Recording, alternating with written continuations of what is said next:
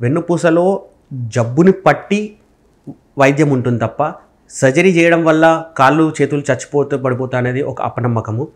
యూజువల్గా వెన్నుపూసలో నేను lumbar spondylosis జరిగినప్పుడు అది స్టేజ్ వైజ్ సిమ్టమ్స్ ఉంటాయండి.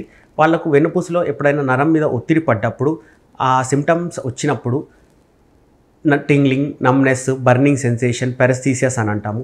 ఇవి రాడిక్యులర్ పెయిన్ కూడా అంటాము. అది వెన్నుపూసలో భాగంలో మొదలై కింది కాలు వరకు లాగేస్తూ ఉంటే ఒక ఏదైతే నర్వ్ రూట్ ద్వారా అది కంప్రెషన్ అవుతుందో ఆ నర్వ్ రూట్ ఏరియాని ఇది సిమ్టమ్స్ క్యారీ ఫార్వర్డ్ చేస్తుంటాయి. కాబట్టి అందులో వచ్చే ఆ డిస్క్ ఏ లెవెల్లో అయితే ఆ డిస్క్ అనేది కంప్రెషన్ చేస్తుందో దాన్ని బట్టి సిమ్టమ్స్ ఉంటాయి.